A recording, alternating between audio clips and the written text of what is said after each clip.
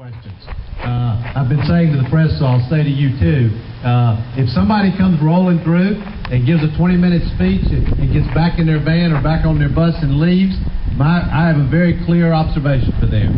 They are not ready to be President of the United States, because you have to come before New Hampshire voters and answer questions.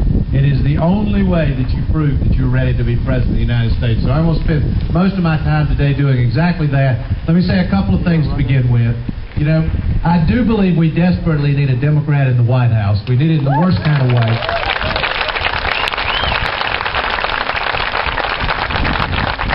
But I also believe we need change beyond that, because I think the system in Washington is rigged and corrupt, and it needs to be changed. Now, ultimately, what we need to do is publicly finance all our campaigns to get money out of politics.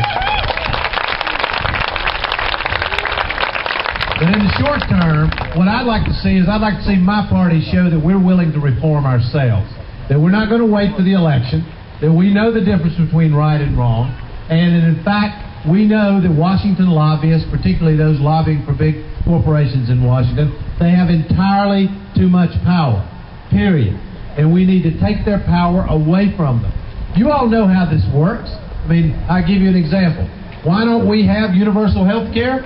We don't have universal health care because of drug companies, insurance companies, and their lobbyists. It's that simple. I was there when the Medicare prescription drug law was passed. I know who wrote it. I was against it, but I know who wrote it. It was written by lobbyists for drug companies. And it looks like it was written by lobbyists for drug companies, because they can charge anything they want. We didn't use the power of the government to negotiate a better price. Didn't allow drugs into this country from Canada to bring down prices for everybody.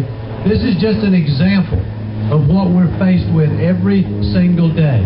We have to take these people on. We have to take their power away from them. It is the only way we're going to have universal health care. We're going to take on the issue of global warming, which I think is a crisis in America. Then we're going to have real tax reform in America.